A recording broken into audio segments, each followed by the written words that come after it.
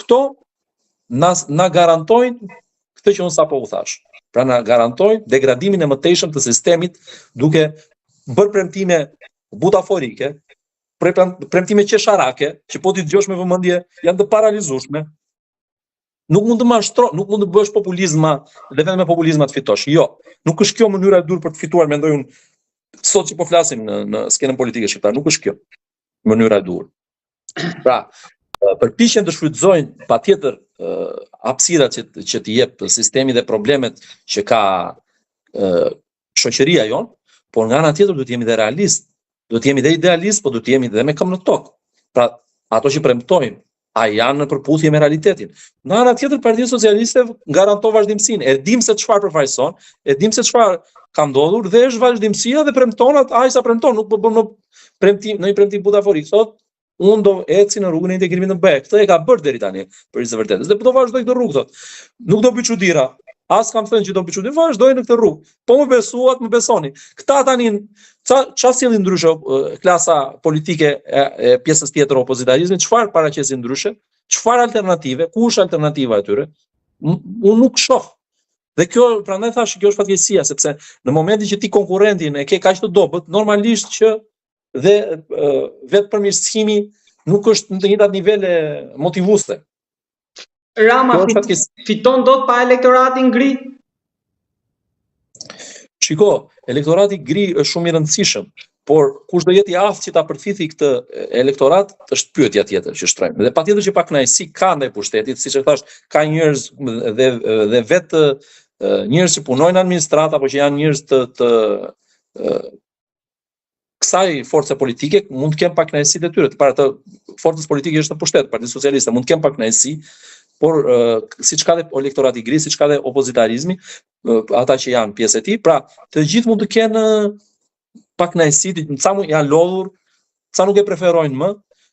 Tani problemi është këtu që sa do jenë në gjendje këta që të frymëzojnë të elektoratin ngri, sa do jenë në gjendje këta që ti shpalosin këti një alternativë reale, jo thjesht e vetëm që janë kryetarët aty dhe ne vetëm one man show dhe dalin gjithandej dhe nëpër Shqipëri po ti shohësh, të gjithë duhet t'i marrë me emra se janë pak a shumë njësoj të gjithë, individualitete të caktuara dhe të gjithë vetëm ata shfaqen në media, vetëm ata pa aftësi për të leadershipi kërkon aftësi për të bërë ekipe.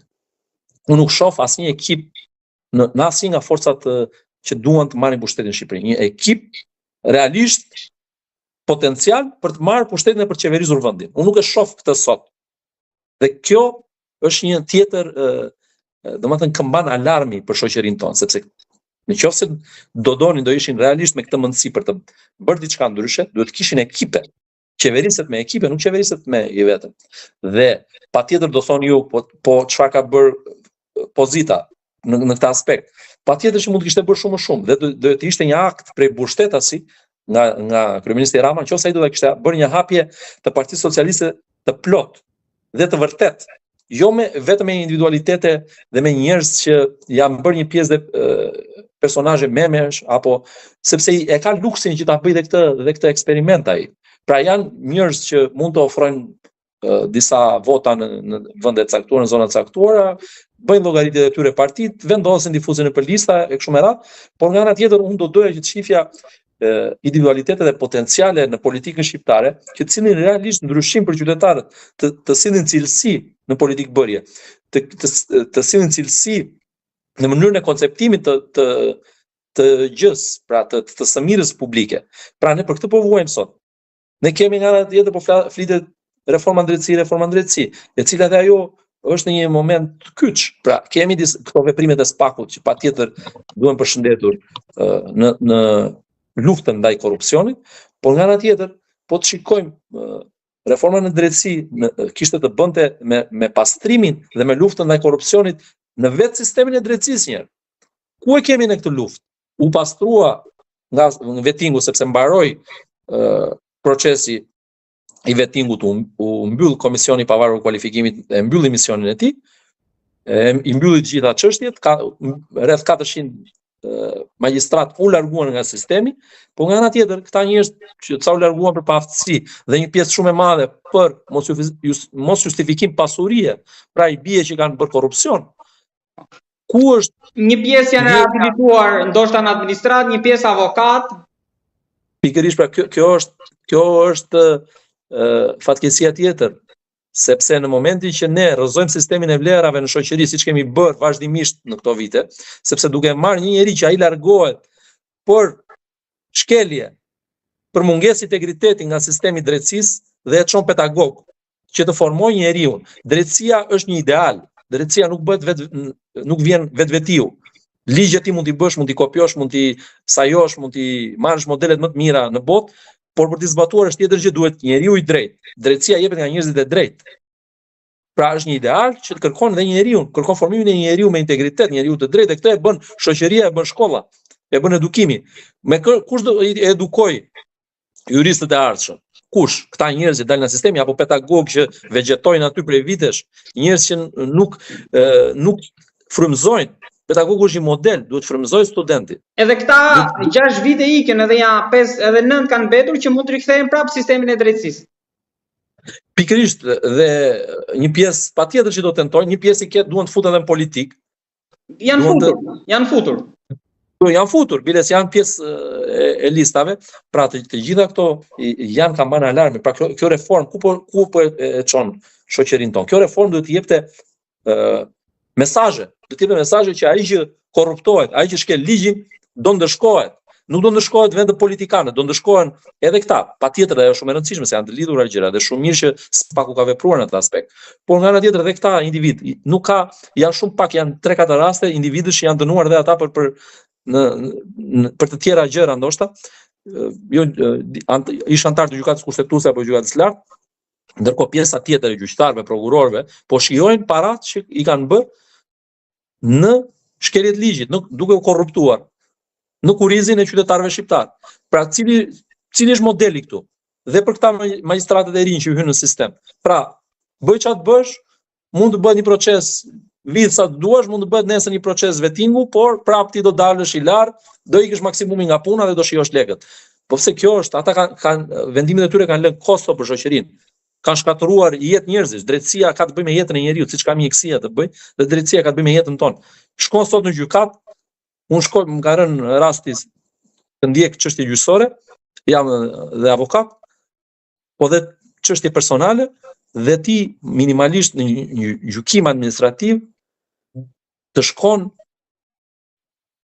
mos them mbi 6 muaj, po që të dalë data të filloj gjyqi, por në shkallë të parë të shkon më tepër se një vit procesi i gjykimit. Kur filloi gjykata administrative ishte shumë më pak, ishte disa muaj. Dhe mbyllesh. Tani është rënduar ai shumë sistemi, gjykata e lartë prapë me ato problematikat ka filluar të funksionojë disi, po prapë me shumë vonesa, domethënë me shumë problematika. Gjykatat e apelit prapë njëjta gjë. Pra, drejtësia e vonuar është drejtësie e munguar. Mungesë dhënie drejtësie. Flasim për mungesë cilësie në politikbërje, po kemi edhe mungesë cilësie në dhënien e drejtësisë. Kemi mungesë cilësie pastaj dhe në aspekte të tjera, siç tham, vim pastaj te problematikat dhe të shëndetësisë, që patjetër ka pas hapa përpara, se nuk duhen mohuar tani dhe hapat që janë hedhur përpara në këto vite. Sepse ka infrastrukturë më të mirë spitalore. Kjo është një gjë që e dukshme, po të shkoni dhe sot në qendrën spitalore universitare në Dereza keni investime aty që duken dhe që kanë shënuar një hop cilësor në aspektin e dhënies së shërbimit, por nga ana tjetër kërkohet shumë në mënyrën se si menaxhohen rastet e sëmurëve, mënyrën se si jepet shërbimi, sa ju përgjigjemi ne qytetarëve, sa e drejtë është dhe dhënia e mundësisë të barabartë për gjithë, pavarësisht se nga cila shtresë shoqërisë vjen. Po të gjithë duhet të kenë mundësi që të jepet shërbimi i duhur ndaj jetës së tyre. Dhe kjo është një tjetër aspekt, sepse pabarazia sociale është një tjetër plagë që duhet luftuar. Siç është korrupsioni, është dhe ulja e pabarazisë në shoqëri.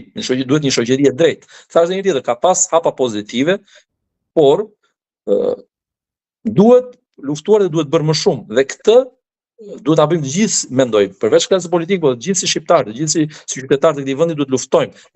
Dhe ju si media bëni punën tuaj dhe keni një mision shumë të rëndësishëm në shoqëri Dhe ne si qytetarë, pra të gjithë ata që janë të angazhuar në politikë, po dhe ata që nuk janë, duhet që të bëjnë diçka për ta përmirësuar të vend. Pra shiko, demokracia nuk është privilegj ose nuk është çështje vetëm e atyre që mbajnë pozicione zyrtare. Në demokraci të gjithë qytetarët mbajnë një funksion publik dhe kështu funksionon si duhet demokracia.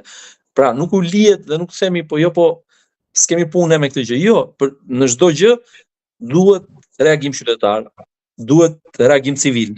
Pra duhet për të bërë të mundur përmirësimin, për të bërë të mundur evoluimin e gjës. Pra ndryshimi nuk vjen vetvetiu dhe ndryshimi nuk vjen me njëherë. Kërkon kohën e vet, patjetër. Nuk është e lehtë të ndërtosh sistem demokratik. Asnjë vend nuk e ka pasur